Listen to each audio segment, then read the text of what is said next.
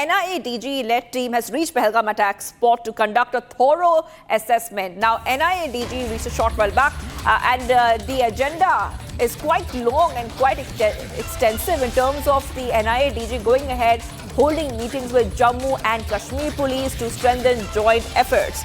So these are some back-to-back coverage coming in here on Republic TV, where the NIA chief is visiting Pahalgam terror site as the attack probe is intensifying. And in the midst of all this, NIA DG will be holding many meetings, including with the Jammu and Kashmir police. So remember, viewers, today marks the 9th day. I repeat, it's the 9th day since a dastardly Pahalgam terror attack that killed 26 innocent people. The probe is taking shape right now, with a lot of questioning happening, 3D mapping happening by the NIA and the NIA DG right now in Pahalgam.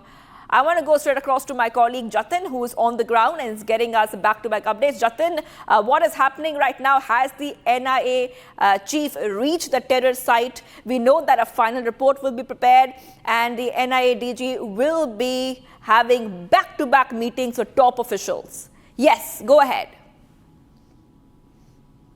बिल्कुल, देखिए, NIA DG इस समय बहसन घाटी पे पहुंच चुके हैं और तस्वीरें मैं आपको दिखाऊंगा। ये रोड है, इस रोड के जरिए NIA DG जो है वो ऊपर पहुंचे। तकरीबन 5 किलोमीटर का ये पूरा स्ट्रेच है। हालांकि सिक्योरिटी है तो मीडिया को वापस भेजा गया है, लेकिन तमाम जो ऑफिसर्स हैं वो NIA DG के साथ इस समय ऊपर मौजूद है। इस घाटी की कल जो 3D लेजर मैपिंग की गई है उसका NIA DG खुद से मुआयना कर रहे हैं, खुद से जज कर रहे हैं और किस तरीके से रिपोर्ट तैयार करनी है, क्योंकि कल 3D लेजर मैपिंग से ये NIA असेसमेंट करना चाह रही थी कि किस तरीके से एंट्री हुई टेररिस्ट की और क्या कहां से उन्होंने एग्जिट पॉइंट लिया। काफी चैलेंजेस हैं, उस चैलेंजेस को फॉलो कर रहे हैं और तमाम जो सीनियर लेवल ऑफिसर्स हैं, डीजी समेत जम्मू कश्मीर पुलिस के जो ऑफिसर्स हैं, एसपी एसएसपी, वो भी यहां पर मौके पर मौजूद है और सब चीजें ब्रीफ कर रहे हैं। चैलेंजेस क्या है वो मैं आपको तस्वीरें दिखा दूं। जब हम इस घाटी पे चढ़ रहे हैं तो काफी सारे ऐसे हाइड आउट्स हैं जो कि टेररिस्ट ने छुपने के लिए इस्तेमाल किया, ऊपर चढ़ने के लिए इस्तेमाल किया। उसको कहीं ना कहीं NIA DG अपने सर पर जो है वो चेक कर रहे हैं, वेरीफाई कर रहे हैं। एक डिटेल रिपोर्ट इस पूरे मामले में संभवतः तैयार की जाएगी, उसको आज गृह मंत्रालय को सौंपा जाएगा।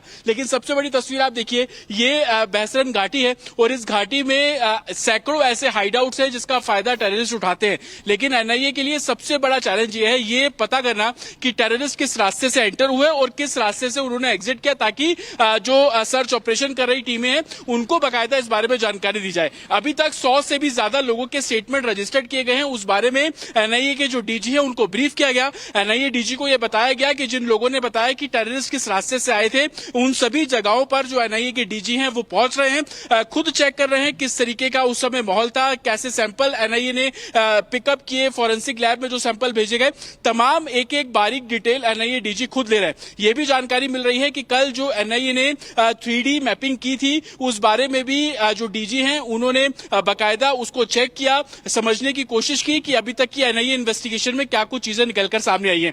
ये तो बात बहसन घाटी की है, क्योंकि NIA DG खुद इस समय ऊपर मौजूद है। देखना होगा कितना समय उनको लगता है, लेकिन एक डिटेल रिपोर्ट तैयार करने के लिए वो यहां पर पहुंचे हैं। लेकिन दूसरा जो इन्वेस्टिगेशन का हिस्सा है उस बारे में भी NIA DG को यहां की जो टीम है, 2 टीमें जो लगातार स्टेटमेंट दर्ज कर रही है, चाहे वो चश्मदीद हो या विक्टिम्स हो या जिनकी शॉप इस बहसरन घाटी में, उन सभी के स्टेटमेंट जो दर्ज किए जा रहे हैं, संभवतः उस बारे में भी NIA के जो DG है उनको ब्रीफ किया जा रहा है। सोर्सेज ये बता रहे हैं कि आज शाम तक या कल सुबह तक NIA DG इस पूरे मामले में एक डिटेल रिपोर्ट तैयार करेंगे। डिटेल रिपोर्ट तैयार करने के बाद उसको गृह मंत्रालय को साफ तौर पर सौंपा जाएगा। लेकिन सबसे बड़ी तस्वीर में आपको ये दिखा दें कि थोड़ा अगर मेरे विजय पंकज आगे आएंगे तो आप समझ पाएंगे कि कितना घना ये जंगल है बहसन घाटी जिसका हम जिक्र कर रहे हैं। अंदर किस तरीके के हाइड आउट्स हैं वो भी आप साफ तौर पर यहाँ पर देखेंगे। और दिन का समय आप देखिए, सुबह के तकरीबन 11:30 बज रहे हैं, लेकिन जंगल के बीच में कुछ ऐसे स्पॉट्स हैं जो बेहद डार्क है और यही फायदा उठाते हैं टेररिस्ट, जो हाइड आउट बनाने के लिए इस्तेमाल करते हैं। अभी देखिए, अगर आप यहां से देख रहे हैं तो बीच में काफी ऐसे स्पॉट आपको नजर आएंगे जो बेहद डार्क है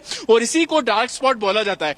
NIA 3D लेजर मैपिंग के जरिए इन्हीं डार्क स्पॉट्स को चेक कर रही है, कहां पे हाइड आउट्स हो सकते हैं, किस रूट का इस्तेमाल करके आतंकियों ने एस्केप किया।